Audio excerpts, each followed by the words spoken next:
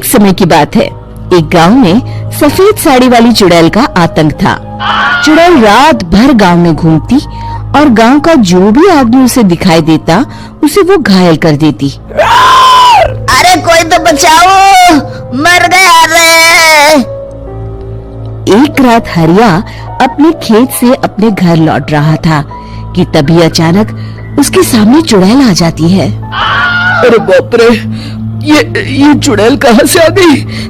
आज तो मैं गया काम से।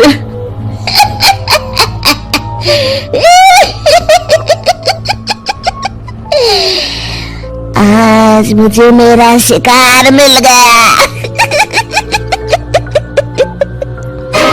अरे चुड़ैल दीदी, मुझे छोड़ दो।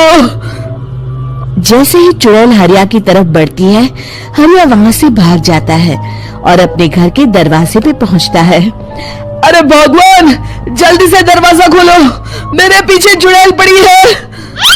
हरिया की पत्नी जल्दी से दरवाजा खोल देती है। अरे आप इतना खौफ क्यों रहे हैं? अरे मेरे पीछे चुड़ैल पड़ी है, आज तो मैं बाल बाल बच गया। जल्दी से सभी दरवाजे और सभी खिड़कियों को बंद करके बत्ती बुझा दो।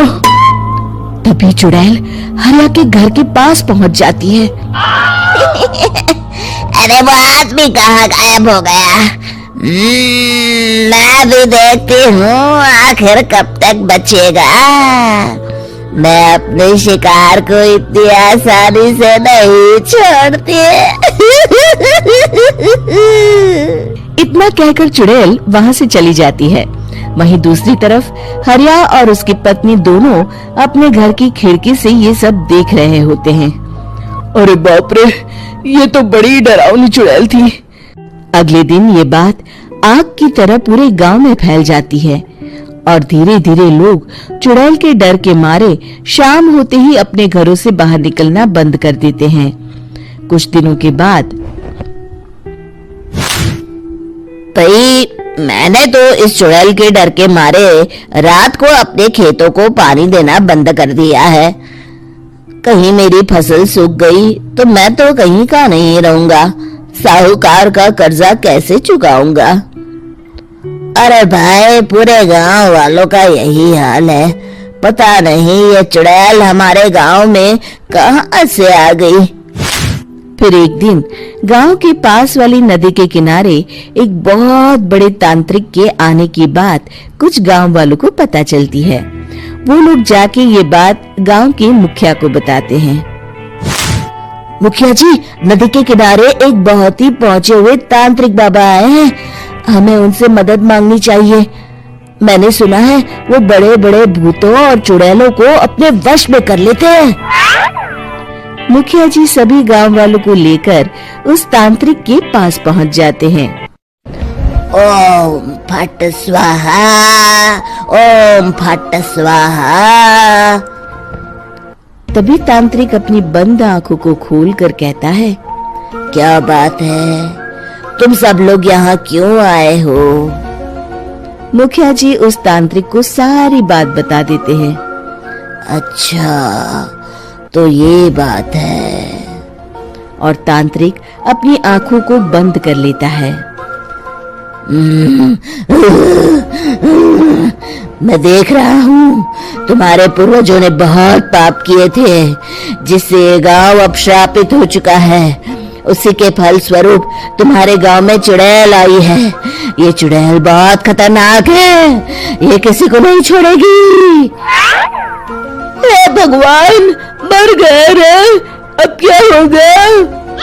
तभी गांव के मुखिया जी कहते हैं, बाबा, इस चुड़ैल से हम सबको बचा लीजिए। कोई तो उपाय होगा। इसका सिर्फ एक ही उपाय है।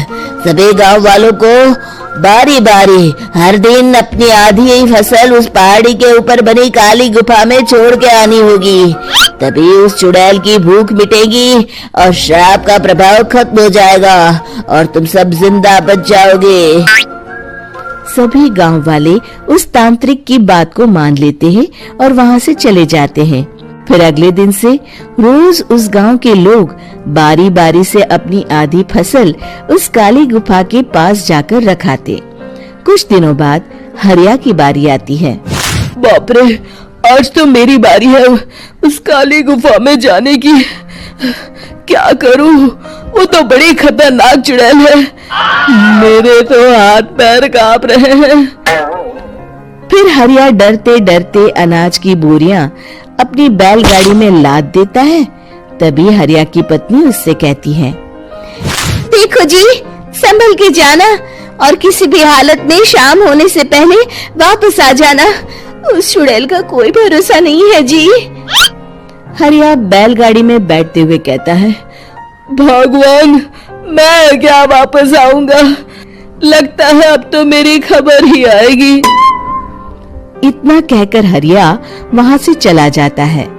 रास्ते में जंगल से गुजरते हुए हरिया की बैलगाड़ी का एक चक्का बड़े गड्ढे में फंस जाता है। हे भगवान, अब ये क्या मुसीबत है? हरिया नीचे उतर के पूरी ताकत से अपनी बैलगाड़ी को गड्ढे से निकालने की कोशिश करता है। बहुत देर मेहनत करने के बाद हरिया की बैलगाड़ी उस गड्ढे से बाहर निकल जाती है। हे भगवान, अब तो शाम होने वाली है। आज तो मैं गया काम से। जैसे तैसे हरिया काली गुफा में पहुंच जाता है। अरे मर गया रे, यहाँ तो चारों तरफ डरावना माहौल है। मैंने यहाँ आने में बहुत देर कर दी, कहीं चुड़ैल नाराज न हो जाए। हरिया अनाज की बोरियां वहां रख के जैसे ही जाने लगता है, तभी उसे किसी के आने की आवाज सुनाई देती है। हरिया एक कोने में छुपकर अंदर देखने लगता है। चुड़ैल वहां आती है और फिर अपने चेहरे से नकली चुड़ैल का मुखौटा निकाल देती है। हरिया ये देख के हक्का बक्का रह जाता है। तभी चुड़ैल कहती है, भैया यहाँ आना, आज तो बहुत अनाज आया है। इसे मिलाकर अब हमारे पास ढेर सारा अनाज जमा हो गया है। कल ही हम इसे शहर में बेच आएंगे और माला माल हो जाएंगे। तभी अंदर से नदी के किनारे वाला तांत्रिक बाहर आता है। अरे, ये तो तांत्रिक बाबा है। हाँ, अब तो हम दोनों की जिंदगी मजे में कटेगी। गांव वालों को बेवकूफ बनाना इतना भी मुश्किल नहीं था। लोग तो तुम्हें सच में असली चुड़ैल समझते हैं। हाँ, तुमने सही कहा। अब ये गांव वाले चुड़ैल के डर से जिंदगी भर इस काली गुफा में अनाज पहुंचाते रहेंगे। अच्छा, तो ये बात है। ये दोनों पूरे गांव वालों को बेवकूफ बना रहे हैं। अभी जाकर सबको बताता हूँ। हरिया उन दोनों की पूरी बातें सुन लेता है और जल्दी से वापस गांव में आता है। गांव वालों को पूरी बात बता देता है। इससे पहले वो दोनों हमारा अनाज लेकर शहर जाए, हमें उन दोनों को पकड़ना होगा। उधर दूसरी तरफ नकली तांत्रिक और नकली चुड़ैल बनी औरत एक बड़ी गाड़ी में सारा अनाज लाद के वहां से निकलने की तैयारी कर रहे होते हैं। जल्दी करो, इससे पहले हमें कोई देख ले। हमें यहाँ से निकलना होगा। और तभी वो दोनों देखते हैं कि सामने से सभी गांव वाले अपने अपने हाथों में मशाल लेके आ रहे हैं। दोनों बुरी तरह डर जाते हैं। रुक जाओ, तुम दोनों का भांडा फूट चुका है। अरे मर गए रे, ये गांव वाले कहाँ से आ गए? तुमने क्या सोचा इतनी आसानी से यहाँ से निकल जाओगे? ये अनाज हमने अपने खून पसीने से दिन रात खेतों में मेहनत करके उगाया है। दोनों मुखिया जी के पैरों में गिर जाते हैं। हमें माफ कर दीजिए, हम दोनों एक नंबर के कामचोर हैं। बिना मेहनत किए पैसे कमाना चाहते थे। हाँ हाँ, अब हम आगे से मेहनत मजदूरी करके पैसे कमाएंगे। हमें कुछ मत करना, हमें छोड़ दीजिए। इतना कह के दोनों गांव छोड़ के भाग जाते हैं और सभी गांव वाले फिर से खुशी खुशी रहने लगते हैं। शिक्षा तभी तो कहते हैं कि किसी भी समस्या का समाधान केवल सूझबूझ से ही करना चाहिए और कभी हिम्मत नहीं हारनी चाहिए।